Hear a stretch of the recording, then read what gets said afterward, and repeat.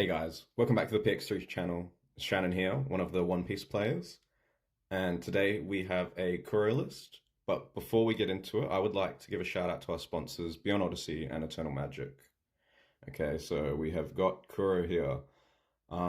This is a really fun one, guys, so I hope you enjoy it. We took this list on Friday the 28th to a box tournament and went 4-0, and so we won that. And also the night before we had went 3-1 at a locals, so it's been doing pretty well. It's we versed Zoro, Katakuri, Law, so like we're versing a lot of the meta decks at the moment, and it's been winning. It has a favored matchup into Zoro and Law, in my opinion, and it can beat Yellow if you see the right things, and as long as they don't see like the most cracked triggers ever.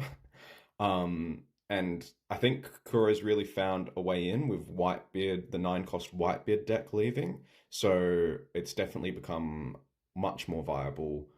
I would be careful just because there are Whitebeard decks still hanging around that are doing well. But if you're seeing a lot of Law, Zoro, and Katakuri, this deck can definitely get some wins. So before we get into the list, when you're creating a Kuro list, I would really suggest not focusing too hard on the Weenie East Blues and your leader ability, because you're going to find that that does win you some games, maybe against like Zoros and Laws, but even then, sometimes you're just getting put into positions where you're forced to use your leader ability, and you don't want to do that. You want to be able to have tempo plays. And so the biggest thing for this deck list is going to be these 12 characters here, which I think you should always be running. Or if you're not running these 12, then maybe substituting to something else like a Basil Hawkins, maybe. But you wouldn't want to run less than these numbers because these are really your big bodies that are going to you're able to play down and just get a lot of value off of. But we'll get to them shortly. We'll run through the entire deck. I'll start with our smaller characters. So I've chosen to run to Alvida. Um, Alvida is one of the weenies that you can run that sort of activate your leader effect, and she's the cheapest one. I run two because I think any more is too many, but it is really nice to have the option if you've got like a Nami on field. It's only going to cost one to put her down, and now you can start using your leader effect. It's really nice. It has a counter. It's just there so you can have the option to use your leader effect, but you don't want your entire deck to be about that. Nami is cracked. You want to see her if you can. If you see multiple of her, it's amazing. If she's in your life, it's amazing. A really great searcher, great to play off of Trafalgar Law, great to play and then Trafalgar Law into something else. Amazing card. You love it in your hand. Shaman Butchie is the combo that you just absolutely love to see. It's really good against Zoro and Law. Not against Zoro and Law, even if you're not resting and killing something, just getting a 4K and a 5K body out together.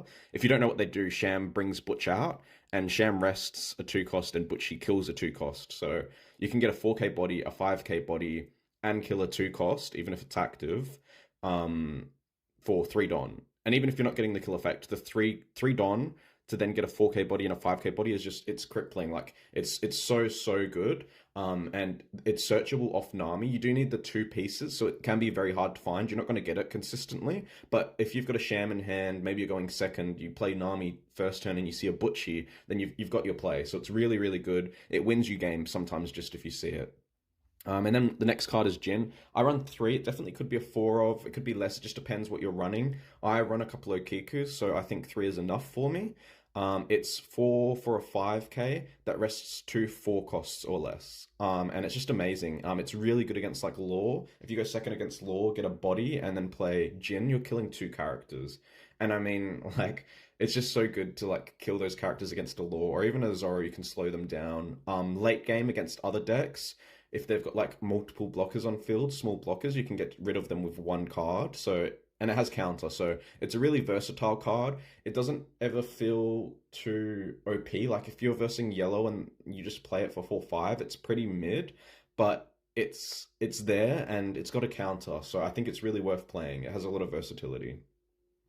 Something you might not see in all Kuro lists. We've got a Kiku and Shinobi here. This is just a vanilla, but the reason I've chose to run these is I really like having some more media bodies. I found when I weren't running these, you would just sometimes you'd want to get something decent down and you just wouldn't have it. Like if you don't have these, what are you playing at 3 or 4 Don? Like you can play your resting characters or you can get maybe one of these guys out, but you're not really getting much off of it.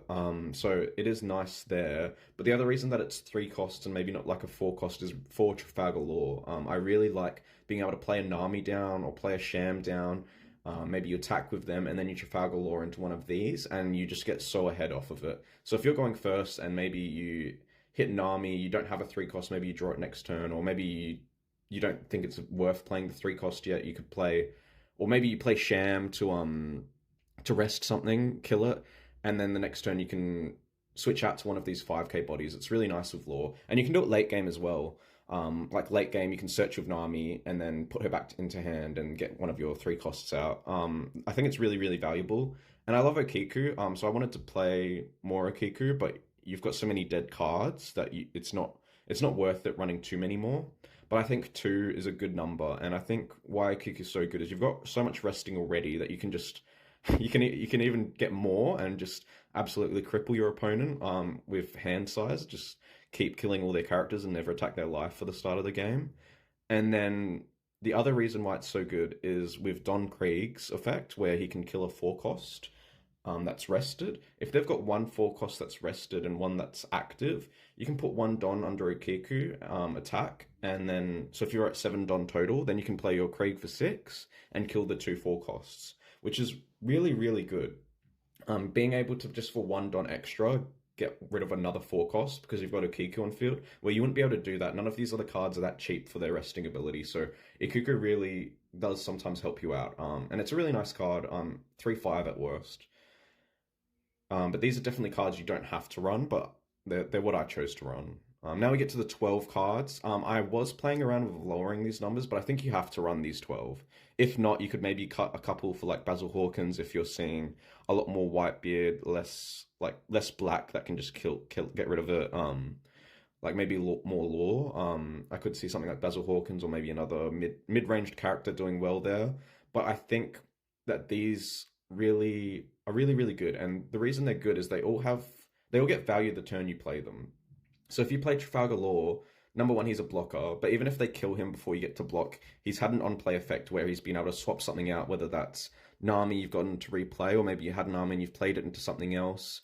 Maybe you'd played Sham the turn beforehand and now you've drawn a Butchie. Now you can replay your Sham to get the Butchie out. Or maybe you don't even have a Butchie, but you just replay your Sham to get another rest off. You could have played Izo the turn before to rest something and return Izo to hand and then get your Okiku out. There's so many options. Late game, like a Trafalgar Law, if you've got like a weenie on board, you can play Law and get Pearl out, which is a blocker. So there's just so many plays, as well as it's good late game. So it's good early game, and if they kill it, it's still done something, but it's good late game because it's a blocker and it can get you more value. And that's what you really want out of these cards, is you don't want them to be dead in some situations. Whereas something like Basil Hawkins, like if you play it and they kill it, you've got no value off of it. And late game, you can't just drop a Basil Hawkins. So that's why I think like these 12 are really good. Moving on to Django, he does something similar where on play, he's restanding an East Blue character or leader. So you can always use it with Kuro because your leader's East Blue. And it just gets you so much value because it's an on-play effect. And then the body sticks. So at worst, you're getting an extra 5k attack in the turn, which is fine. But if you're putting Don on something and getting multiple swings on, it's crazy. And then if you're playing Krieg, if you've got Krieg on the field already, you can do 2 double swing attacks, which is why you can just sort of rest the field, get rid of all of their hand, get rid of their characters. And even though you might not have as many attacks, or you might not think you do, you've actually got Krieg on field, and you can maybe double swing with Krieg, or even if you don't, it's fine. But with Django, it really gives you that versatility.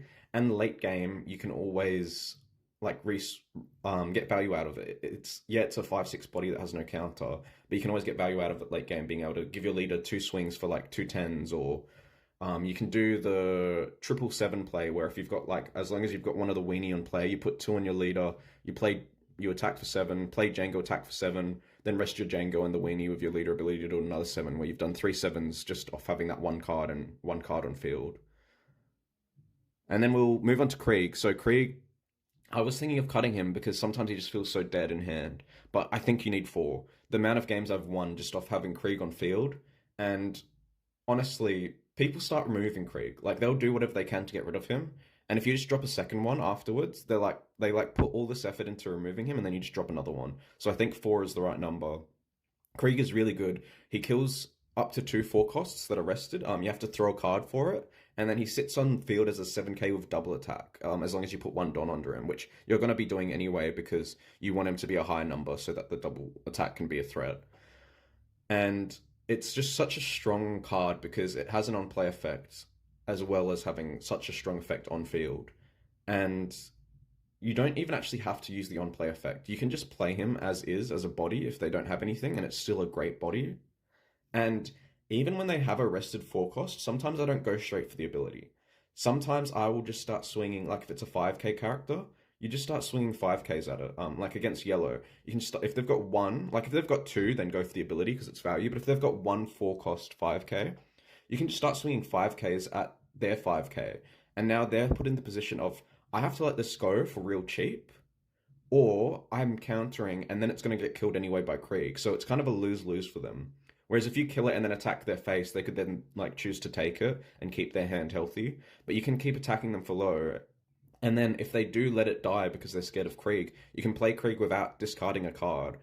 So you have to assess, maybe if you've got something in your hand you want to throw, then yeah, go for the Krieg effect straight away. But if all the cards in your hand are really useful, then you can just start swinging low and then save that effect at the end. For if they've hard protected it, then you can get rid of it with Krieg. It's kind of like the old red where you would like swing really low numbers and then end with like a jet pistol. You can do that with Krieg, and it's really, really strong. If your opponent makes a mistake there, then you trap them with it.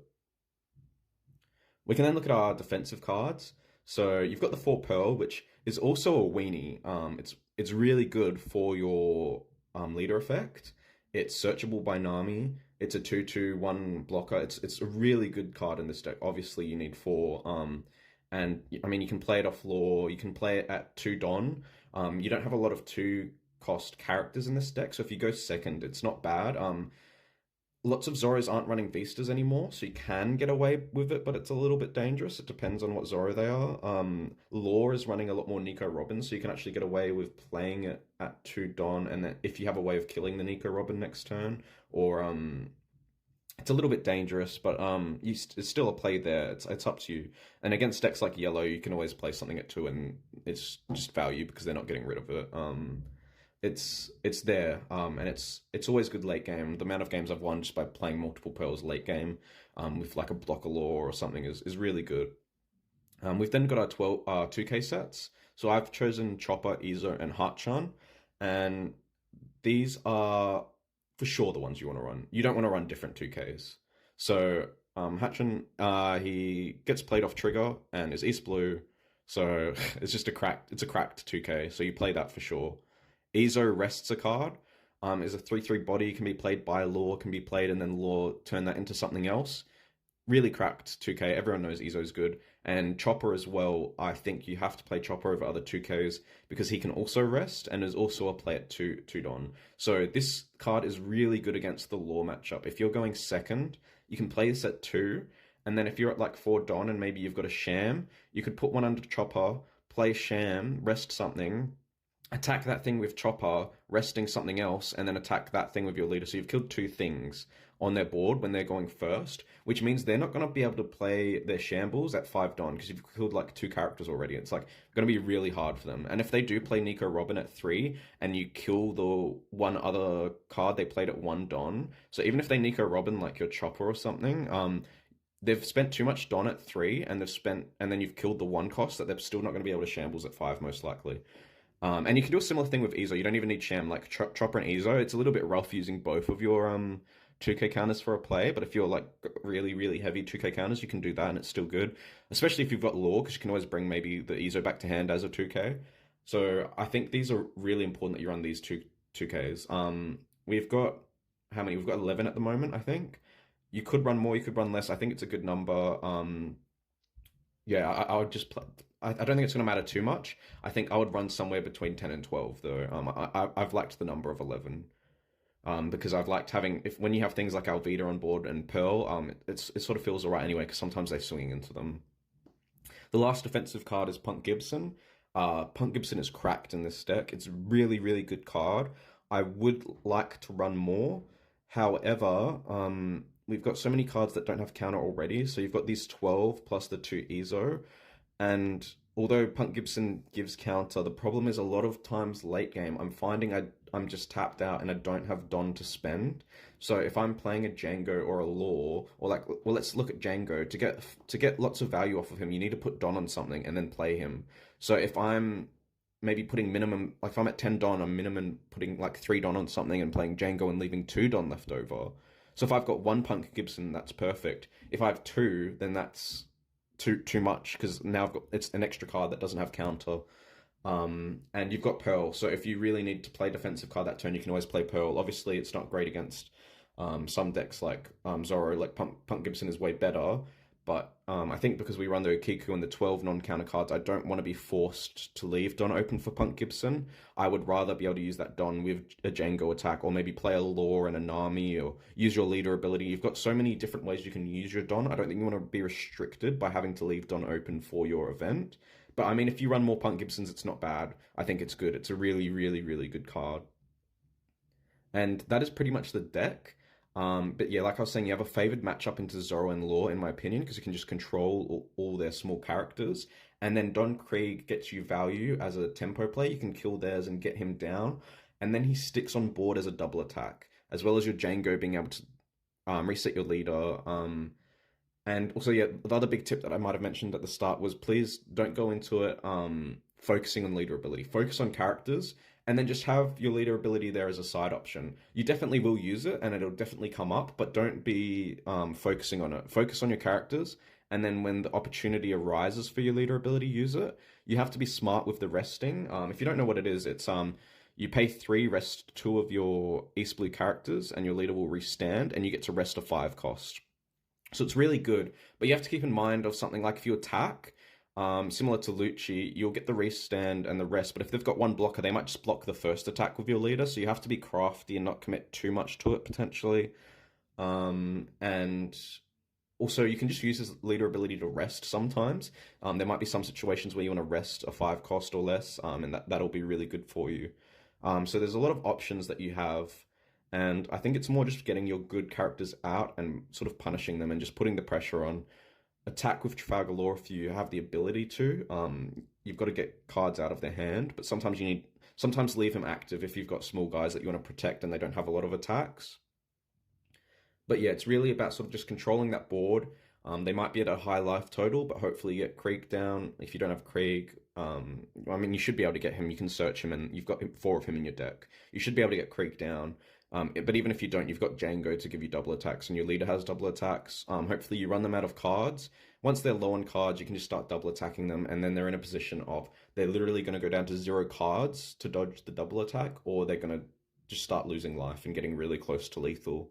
It's a really, really fun deck. I love all the cards. If you hit like a Shambuchi play, it just feels so fun. If you just keep resting their characters and playing lore and replaying your on-play effects, it's really, really fun. It's honestly probably one of the most fun decks I've played.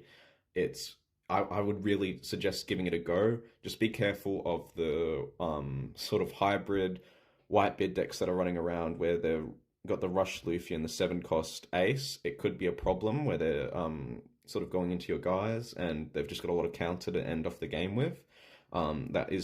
That is getting popular now, even though 9 cost was nerfed, but it's definitely good against a lot of the decks that are out there. So I'd give it a shot. I think also shout out to Will to Win Gaming. I wasn't going to post a Kuro list. I kind of wanted to keep it hidden, but they've just done really well today, which is Sunday, but I think it's Saturday for them. They've just done really well. 2 of their players hit, like I think they went 7-2 or 8-2 or something like that. Really, really high with Kuro. So really congrats to them. I wanted to keep this a little bit hidden, but I think it was popping off on Twitter and YouTube anyway. Elsewhere, I hadn't really seen it. I hadn't seen the numbers, but I think I checked the Will to Win Gaming's list, and they also ran the 12. So I think that shows you something. I think that confirmed my beliefs that these 12s are really important. They're just the best cards for this deck. They're really, really good green cards. But shout out to them. Yeah, we ran this deck a little bit before. It sounded good to me once I heard that Whitebeard was sort of going, but now it's scaring me a little bit that Whitebeard's come back. Tell me how you guys run the list, if there's any changes or if there's anything you agreed or disagreed with me with the list. If you enjoyed it, please give the video a like. Let me know what you think down in the comments. Hit the subscribe button if you want to see more content like this as well. Hit the bell, it'll let you know when we've released videos, so you can watch all of our content. We'll have more videos coming out. We've got a few events coming up around us, so we'll probably have some lists coming out as well as the Treasure Cup that's coming up. So we've got a lot of good content coming out, so share it around, guys, and thank you for watching.